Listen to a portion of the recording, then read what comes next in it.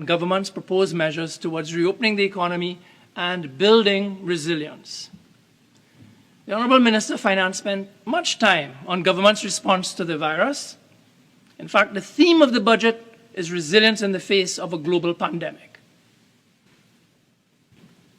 Unlike other countries, for example, the United Kingdom, Trinidad and Tobago lost no time in taking decisive action, and government was lauded for its efforts, at least in the early stages when we knew little about the virus.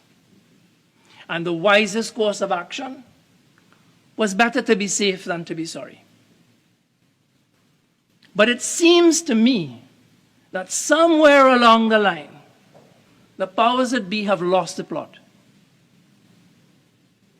I particularly bemoan the over-reliance on vaccines, as though vaccination is the only magic bullet.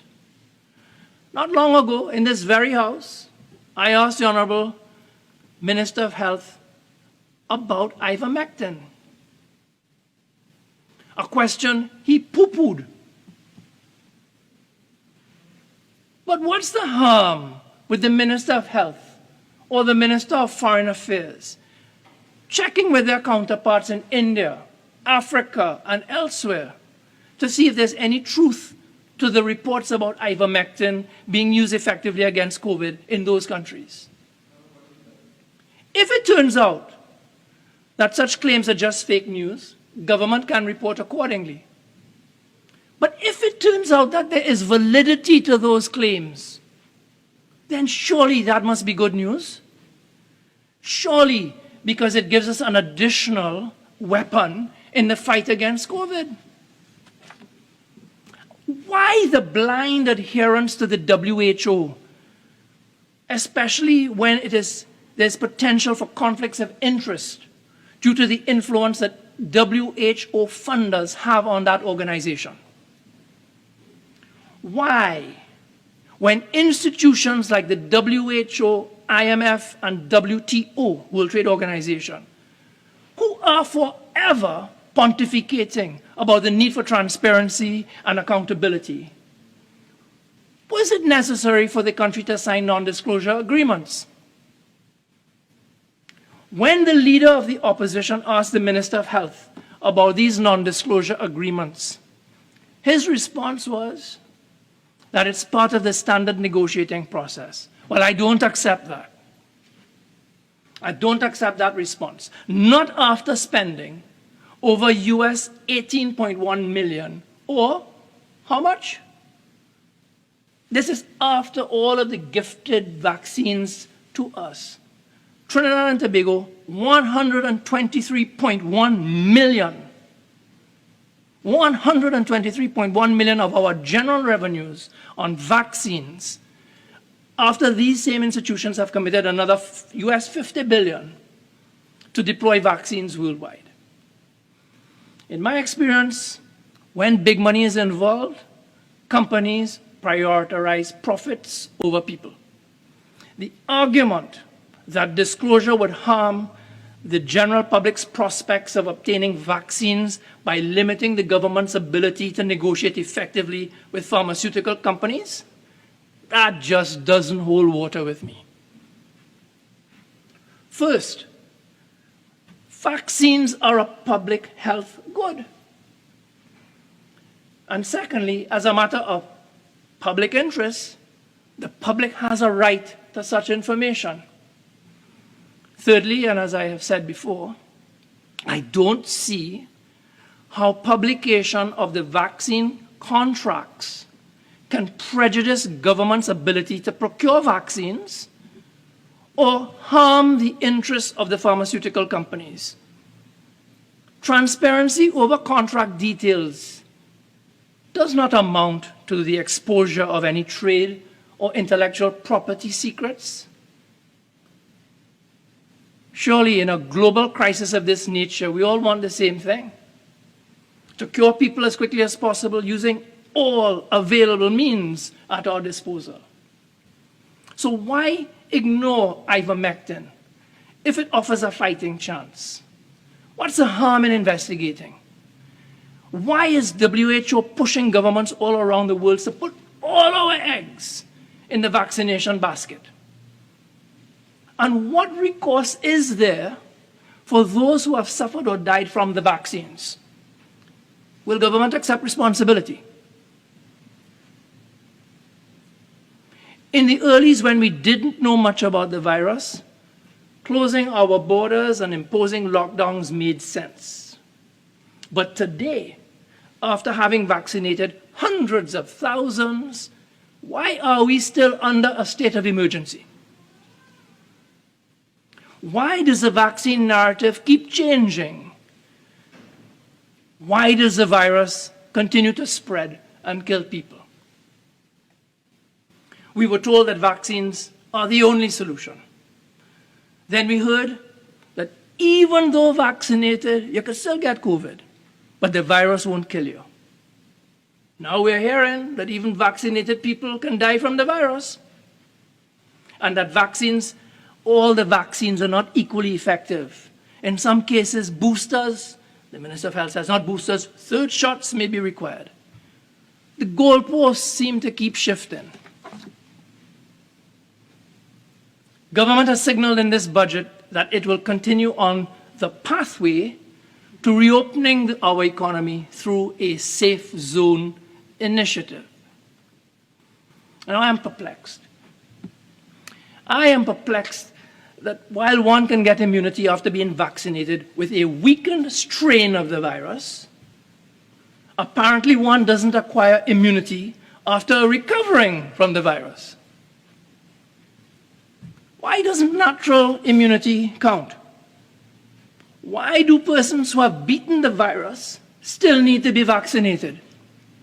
That doesn't make sense. Only the fully vaccinated and persons who have a medical exemption/deferral certificate issued by a public medical officer are permitted on the premises of a safe zone. But if I am vaccinated and I am protected, why do I need to be in a safe zone? It seems to me that the people who most need protection are the unvaccinated. The notion of a safe zone sounds so alluring. But is this a case of good intentions, bad logic? Are we institutionalizing segregation? How long are these safe zones expected to last? Weeks? Months? Years? Indefinitely? COVID is not going away. We have to learn how to live with it.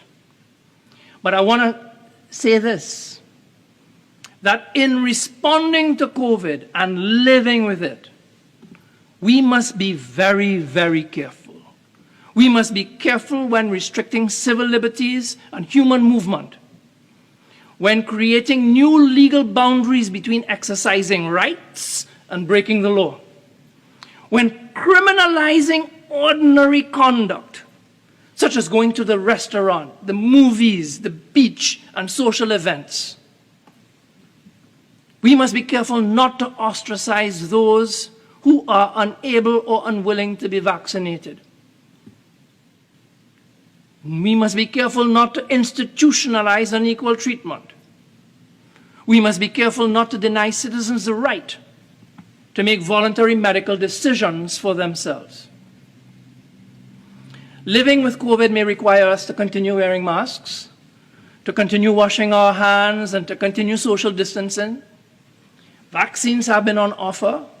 For those who choose not to be vaccinated, I say let them take responsibility for their own health and well-being. It's time for the state to step back.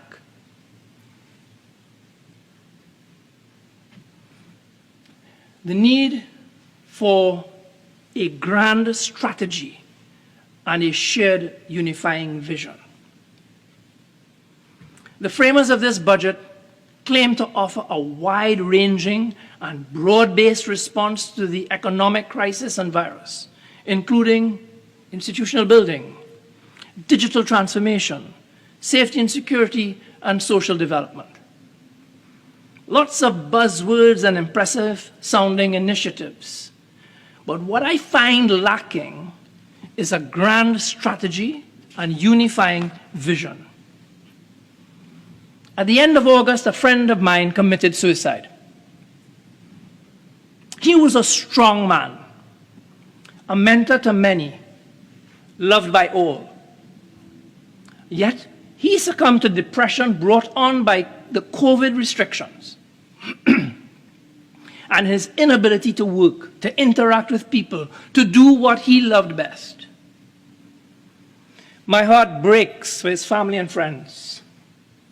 And I wonder how many other people are similarly affected. How many have used their hard-earned and scarce life savings just to get by during this difficult and uncertain time? How many are experiencing feelings of low self-esteem, anxiety, fear at the thought of being unable to provide for their loved ones? We are living in a state of uncertainty, and some have hit rock bottom, even while others appear to be doing well.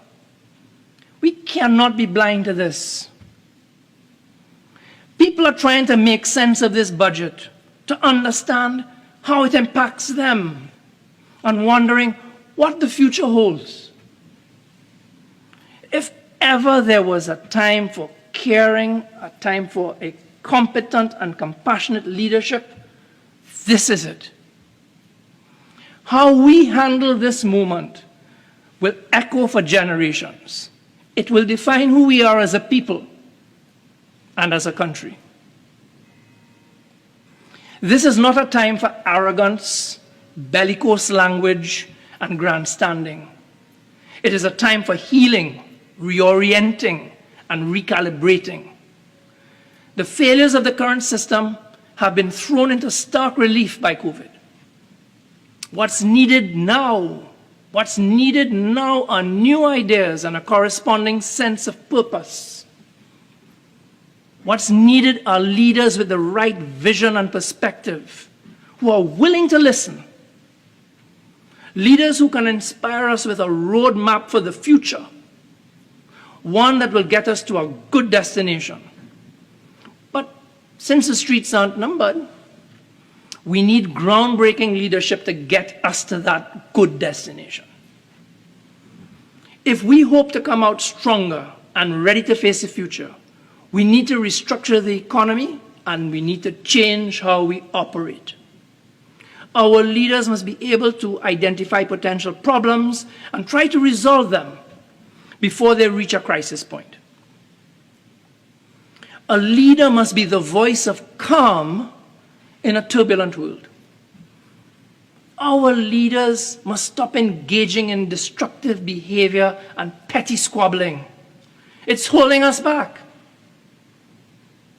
At a time when people need to hear clearly what needs to be done, all they're hearing is cacophony. We need leaders who will plant flowers instead of sowing the seeds of discord, and policies that will leave people feeling uplifted. We are living in epoch-changing times and must be alive to the moment. All of us here are privileged to be at the helm of this turning point. There is little difference between obstacle and opportunity. There are choices to make. Let's not miss the opportunities. If COVID has taught us anything, it is that our collective health and prosperity requires working together. Pandemic recovery spending gives us an opportunity. If we have over US $7.1 billion in net reserves, part of that should be used for investing in our future. We should be bold and ambitious. Let's make our twin islands two of the best places to live on this planet. Smart cities, a healthy and thriving ecosystem with modern, sophisticated and integrated transport systems, harnessing renewable energy, new technologies, and meeting all of the sustainable development goals. The business as usual approach is no longer adequate. We need to design and invest in better education systems, workplaces, institutions, and infrastructure. If we can enable our citizens to live productive lives in a wholesome, safe, and green environment, everyone will benefit. I thank you.